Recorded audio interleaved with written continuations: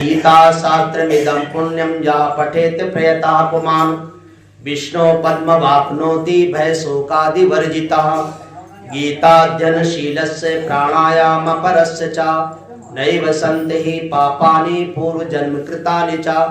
मलनिर्मोचनं पुंसां जलस्नानं दिने दिने सकृत गीतां वसे स्नानं संसारमलनाशनं। गीता सुगीता कर्तव्या किमन्ये शास्त्र विस्तरे या स्वयं पद्मनाभस्य मुखपद्माद्विनिसृता। भारतामृत सर्वस्वं विष्णुर्वक्त्राद्विनिसृतं। गीता गंगोदकं पीत्वा पुनर्जन्म न विद्यते। सर्वोपनिषदो गावो दुग्धा गोपालनंदनः। पार्थो वत्स सुधीर्भोक्ता दुग्धं गीतामृतं महत्। एकं शास्त्रं देवकी पुत्र गीतम् एको देवो देवकी पुत्र एव। एको मंत्रः तस्य नामानि यानि कर्माप्येकं तस्य देवस्य सेवा। एको मंत्रः तस्य नामानि यानि कर्माप्येकं तस्य देवस्य सेवा। 26वां मंत्र आज का। भगवान श्री कृष्ण अपने प्यारे प्रिय भक्त सखा अर्जुन के प्रति सांख्य योग का सुंदरतम भाव व्यक्त करते हुए सांख्य योगियों की स्थिति, उनका भाव कैसा होता है उस बारे में इस मंत्र में भगवान कह रहे हैं कि हे पार्थ, काम क्रोध वियुक्तानां यतीनां यतचेतसाम् अभितो ब्रह्म निर्वाणं वर्तते विदितात्मनाम्। काम क्रोध वियुक्तानां यतीनां यतचेतसाम् वर्तते विदितात्मनाम्। प्रभु कहते हैं कि हे अर्जुन, काम क्रोध वियुक्तानां यत चेतसां विदितात्मनां यतीनां अभितः ब्रह्म निर्वाणं वर्तते। काम क्रोध वियुक्तानां, काम और क्रोध से जो रहित हो गया है, जिसके जीवन में काम नहीं है और क्रोध नहीं है। काम कोई एक ही कार्य को नहीं कहते हैं। काम का मतलब होता है कामना, और वो कामना भिन्न भिन्न प्रकार की होती है।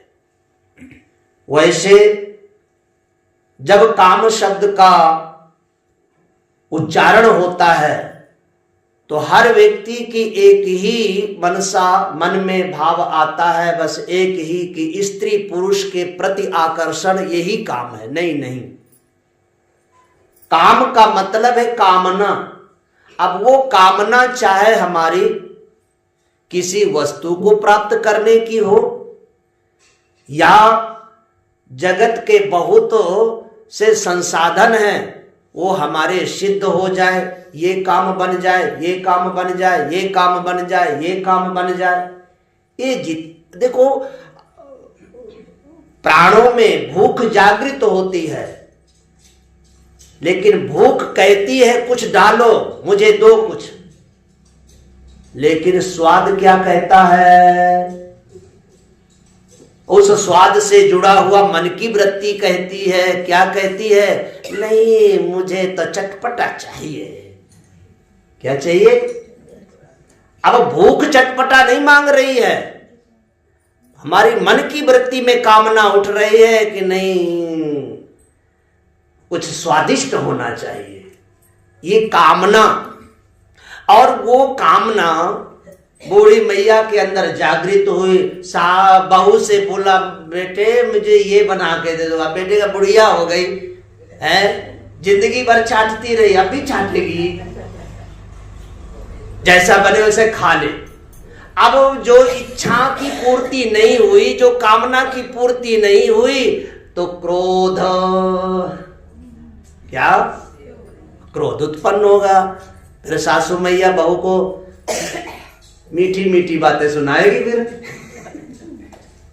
ये हर व्यक्ति की बात, सासू बहू की बात नहीं है। अगर देखो भक्त भी अपनी कामना भगवान के पास रख करके व्रत नियम धारण करता और वो कामना पूर्ति नहीं हुई, कर दिया भजन बहुत कर लिया, व्रत बहुत, स्नान कर लिया, ये काम बना नहीं मेरा, नहीं करूंगी तेरी पूजा, नहीं जलाऊंगी दीप, नहीं करूंगा ये, लो भगवान को ही सुनाने लग जाएंगे। तो जो साधक योगी है, सांख्य योगी है, उसके जीवन की अंदर और बाहर की कामना और क्रोध, काम और क्रोध से जो रहित हो गया, और रहित कब होगा? जब सत्य वस्तु से जुड़ेगा, सत्य वस्तु से जुड़ेगा। और कामनाएं जितनी उठती हैं वो असत वस्तुओं की प्राप्ति के लिए उठते, असत वस्तुओं में ही कामनाएं उठती हैं। तो संसार का जितना भी व्यवहार है, हमारा तुम्हारा ये जीवन और जीवन से जुड़ा हुआ संसार संबंध, इसमें से जितने इन्हीं की ये सब असत है और इसी में से कामनाएं उठती है प्राप्ति। लेकिन सत वस्तु पर ब्रह्म परमात्मा आत्मा है, उसमें कोई कामना नहीं है। और उस सत वस्तु पर ब्रह्म परमात्मा से जो जुड़ गया है, जो प्राप्त कर लिया है, उसके ही बाहर और अंतर के कामनाएं और क्रोध, सब कामना समाप्त, क्रोध आदि उससे सब समाप्त। तो ऐसा जो सन्यासी जीवन जिसका हो गया है, ऐसा जो सांख्य योगी जीवन है, उसके जीवन के यत चेतसाम, जीते हुए चित्त वाले, अर्थात जीवन रहते हुए, जीते हुए चित्त वाले, जो मतलब चित्त चैतन्यता है, शरीर के साथ जुड़ा होकर के संसार का व्यवहार कर रहा है, निष्क्रिय नहीं है, कर्मयुक्त है, लेकिन वो कर्म कामना रहित है, वासना रहित है, इच्छा रहित है, उसी को कहते हैं जीते हुए चित्त वाला। चित्त में कोई कामना की पूर्ति नहीं हुई तो चिंतन नहीं है व्यर्थ का। ऐसे जीते हुए चित्त वाला जो साधक है, भगवान कहते हैं विदितात्मनाम, परब्रह्म परमात्मा का साक्षात्कार किए हुए, अपने जीवन के, इस भौतिक जीवन के रहते रहते जिसने परब्रह्म परमात्मा को, इसलिए भगवान कृष्ण ने अर्जुन से कहा, हे पार्थ तुम मुझे समझ, मुझे जान, और मुझे जान लेगा तो तेरे अंदर जो उथल पुथल हो रही है कि लड़ाई करूं कि ना करूं, युद्ध करूं कि ना करूं, और मेरे संबंधी हैं, मेरे बाण, मेरा निशाना, मेरा लक्ष्य अभेद्य है, जिसको भी लक्ष्य करके बाण छोड़ दूंगा उसका तो यहां से प्राणांत हो जाएगा। इसलिए मेरे सामने तो सब संबंधी खड़े हैं, तो संबंध के नाते मैं इन संबंधियों को मारूंगा, युद्ध करूंगा। तो ये जो उथल पुथल हो रही है, तो भगवान कहते तो इन्हीं को जानता है ना, मेरे को तो नहीं जानता। अगर मेरे को जान लेगा, लेकिन जानता क्या है? सखेति मत्वा प्रसभम यदुक्तम, हे कृष्ण हे यादव हे, तू मुझे अपना सखा मानता है, तू मुझे देवकी नंदन मानता है, अपना मित्र मानता है, आदि आदि जगत के जो नाते हैं उसी नाते को जोड़ करके मुझे देखता है, मुझे मानता है, और अपने संबंधियों को उसी नाते से देख रहा। ये नाता जो जानता है, ये ज्ञान तेरा असत ज्ञान है, और इसी असत ज्ञान से विभिन्न प्रकार के तेरे अंदर उथल पुथल हो रही है कि मारूंगा पाप लगेगा, पाप लगेगा, नरक भोगूंगा, और पता नहीं कब तक नरक भोगूंगा। इसलिए ये जो तेरे अंदर चल रहा है, ये सब छोड़ करके तुम मुझे पहचान, मुझे जान। मुझे जानने का मतलब भगवान कहते हैं, तो जो सत्य वस्तु है, जो सत्य जीवन है, उस सत्य जीवन को जान। और सत्य जीवन को जान लेगा तो तेरे अंदर से तो सत्य में स्थित हो करके फिर धर्म युक्त कार्य करेगा। उस धर्म युक्त कार्य करते हुए तेरे मन में, तेरे चित्त में, वृत्ति में कोई ये नहीं भाव उठेगा कि ये कर्म करने से मुझे पाप नहीं। ये तब सब क्रिया धर्म युक्त होगी और उस क्रिया का परिणाम तेरे जीवन में नहीं होगा।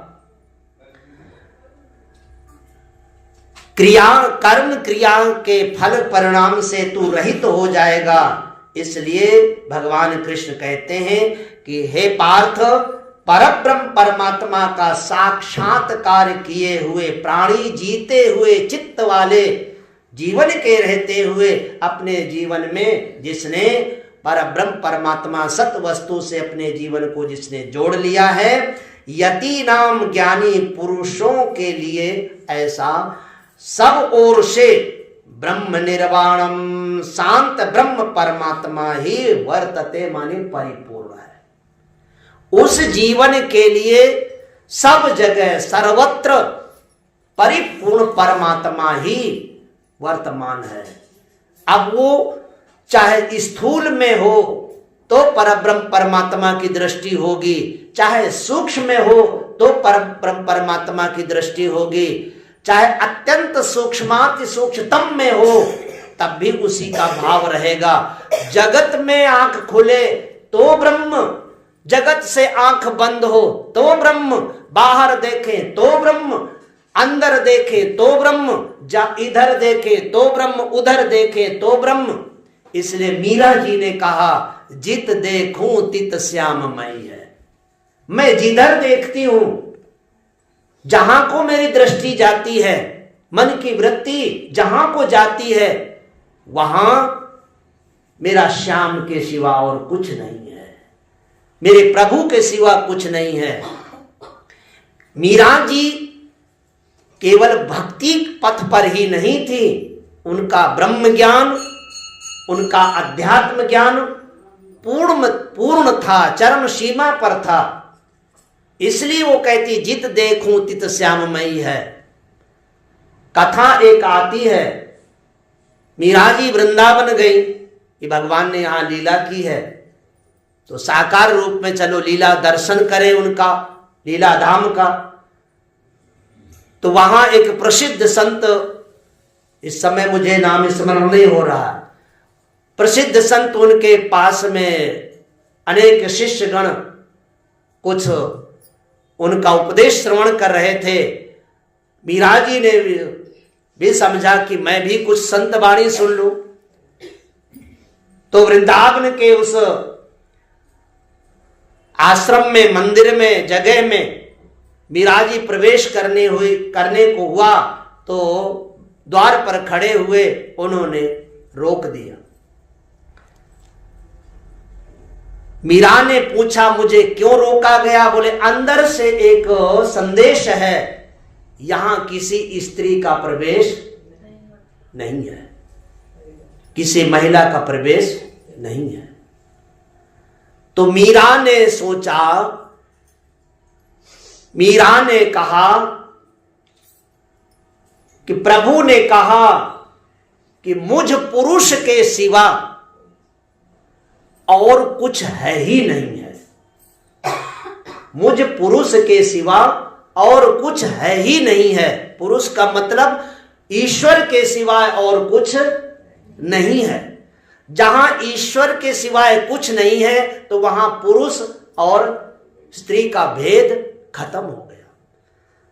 तो मीरा ने कहा, मेरा एक संदेश संत जी से कह दो कि मैंने सुना है कि वृंदावन में तो केवल एक ही पुरुष है और कोई महिला है ही नहीं, और यहां कहते हैं यहां किसी महिला का प्रवेश नहीं है। संत जी के पास में जब ये संदेश गया कि मीरा ने ऐसा कहा है तो संत जी को होश आ गया है। जो बाहर की वृत्ति थी उनकी अंदर को चली गई, क्योंकि असत से जुड़ने पर भेद है, जगत से जुड़ने पर भेद है, वहां द्वैत है। वह स्त्री है तो पुरुष है, शरीर को लेकर के, आकृति को लेकर के, भिन्न भिन्न क्रियाओं को लेकर के भेद है, लेकिन सत्य से जुड़ेंगे तो सत्य के सिवा और कुछ है ही नहीं है। तो जहां संत जी की बात ऐसी पहुंची मीरा की, तो उसकी अंतर्वृत्ति हो गई प्रभु कृपा से। उन्होंने कहा सहर्ष बुला लो। उन्होंने हाथ जोड़ करके क्षमा याचना की मीरा से, कहा देवी मुझे नहीं पता था कि भगवान की ऐसी कृपा आपके ऊपर है, इतनी ऊंचाई पर आप पहुंची हैं, जिनकी दृष्टि सत्य के सिवा कहीं नहीं है, श्याम के सिवा कहीं और है ही नहीं है, जिनके स्त्री शरीर होते हुए मैं स्त्री हूं ये कभी भान ही नहीं रहा है, कभी ख्याल ही नहीं कि मैं स्त्री हूं। इसलिए भगवान कहते हैं यति नाम अभितः ब्रह्म निर्वाणम वर्तते।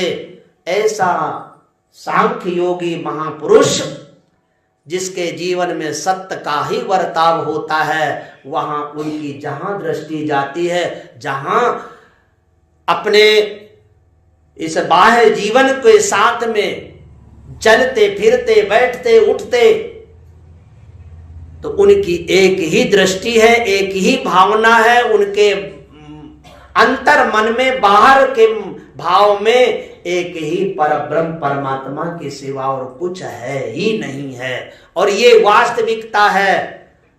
यदि गुरुदेव हमको कहते हैं ये जगत असत्य है, जगत सत्य नहीं है, संसार सत्य नहीं है, ये असत्य है, तो हमारी बाहर की दृष्टि है, ले बाबा जी ऐसे बोल रहे हैं, सब लोग चल रहे, सब लोग खा रहे, सब लोग बोल रहे, ये हो रहा है, ये हो रहा है, और करे बाबा तो पागल हो गए, ये तो दिखाई दे रहा आंखों से। अगर असत्य है तो दिखाई ना देता, सत्य है तभी तो दिखाई दे रहा है।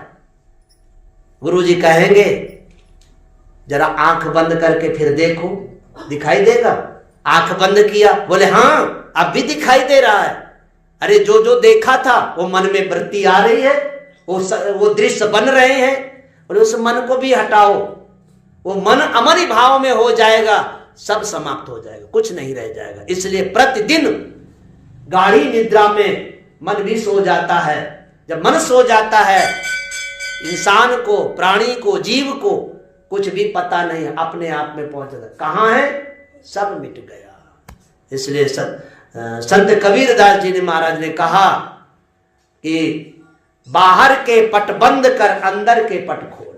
है, बाहर की आंखें बंद करो, बाहर की वृत्ति बंद करो, अंदर की खोलो। कहां संसार है, कहीं कोई संसार नहीं है, ये बाहर के जीवन में सब कुछ है। इसलिए सांख्य योगी इस भाव से जब प्राप्त होता है तो भगवान कहते हैं कि हे अर्जुन, ब्रह्म निर्वाणम वर्तते, शांत ब्रह्म परमात्मा ही सब जगह परिपूर्ण है, उसी में उसका जीवन चलता है। ऐसी स्थिति को प्राप्त हुआ। सांख्य योगी की दशा ऐसी होती है, सांख्य योगी का भाव जीवन में, बाह्य जीवन में ऐसा हो जाता है। इसलिए वो ज्ञानी है, वो तत्वदर्शी है, वो भगवत उपलब्ध है, भगवत प्राप्त है। ऐसे भगवत प्राप्ति का साधन जो भगवान श्री कृष्ण हम आप सबको गीता जी के माध्यम से अर्जुन को निमित्त बना करके संपूर्ण संसार के शरीरधारी मनुष्यों के प्रति प्रदान किया है। यद्यपि हर जीव के लिए है, लेकिन एक सामर्थ्य जो समझने की है वो मनुष्य के जीवन में है, तो समस्त संपूर्ण जगत के वासियों के लिए। इसलिए देवता भी मनुष्य बन करके आते हैं, संतों के चरणों में बैठ करके कथा सुनते हैं कि ज्ञान हमको भी मिल जाए।